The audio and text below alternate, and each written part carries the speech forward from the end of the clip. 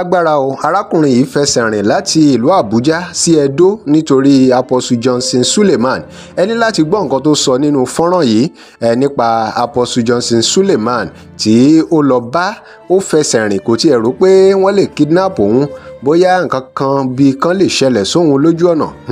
Eléyìí lágbára o, báwọn èèyàn ṣe máa idolize àwọn pastors rèé o. Tán bá ní kí wọ́n wá ṣe evangelism fún Jésù, kán fẹsẹ̀ rìn láti Àbújá dé Ẹdó, ọ̀pọ̀lọpọ̀ mà ní ṣe. Àmọ́ ẹ máa rò pé bóyá nítorí owó lárákùnrin yìí ṣe ṣerú nǹkan tó ṣe. Kò sẹ́ni tí ò ní rò bẹ́ẹ̀, nítorí pé nígbà tó dọ́dọ̀ Apostle Suleman, àwọn náà wọ́n ṣọwọ́ kúdúrú fún, wọ́n ní ayé ẹ̀ ti dá o. Àmọ́ ṣé bó ṣe yẹ kó rí rèé? Nítorí pé tó bá jẹ́ pé ó ti lọ sọ ẹ̀mí ẹ̀ nù ńkọ́. Religion wà lára problems tí Nàìjíríà ní, tí Áfíríkà ní. Ó jẹ́ nǹkan tí wọ́n ti fi sọ wá di bá a ṣe dà yìí.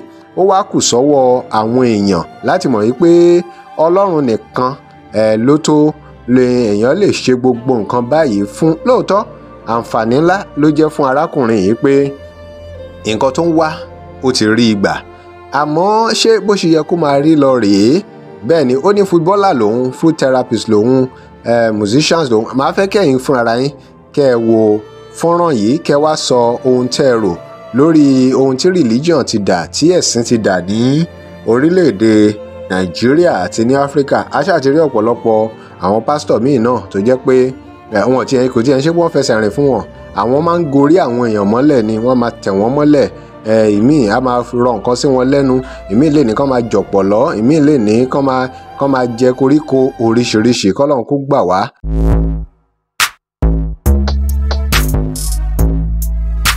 Welcome to Crossblog X TV. Remember to like, share and follow us. Inú mi wá dùn pé Apostle Suleman wọn ò jó lọ lọ́wọ́ òfo, wọ́n bùkún fún. Mo mọ̀ pé ọ̀rọ̀ ẹ ti dayọ̀, pé ó tiẹ̀ fẹsẹ̀ rìn. Kò sẹ́ni tó máa ṣerú ẹ̀ fún.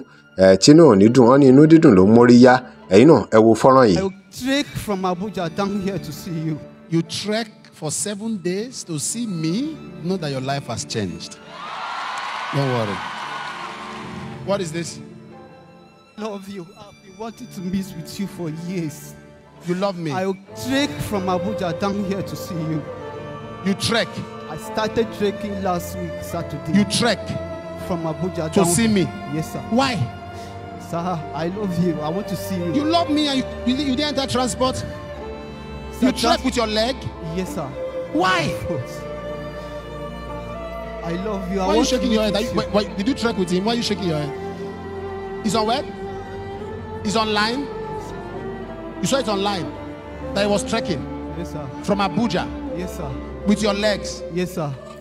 Ìfẹ́ yìí lágbára o, ìfẹ́ tó lágbára leléyìí o, kéèyàn fẹsẹ̀ rìn láti Àbújá lọ s'Ẹ́dó nítorí pé ó wáyàn lọ tí ò sì bẹ̀rù ẹ̀mí ẹ̀.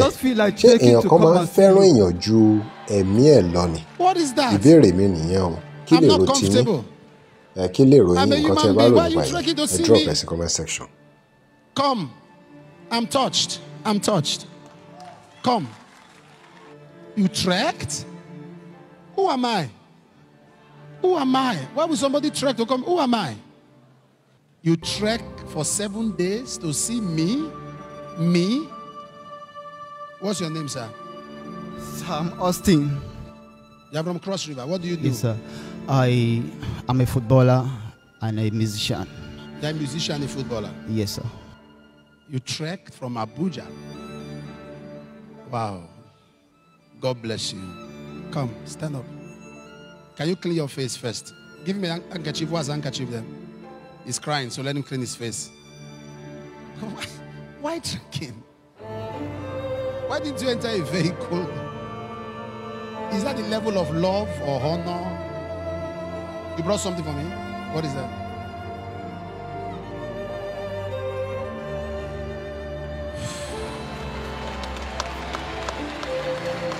Arákùnrin yìí mú ẹ̀bùn wá fún Apostle Suleman. In fact, ó plan ń wọ̀ kẹ́ dáadáa o.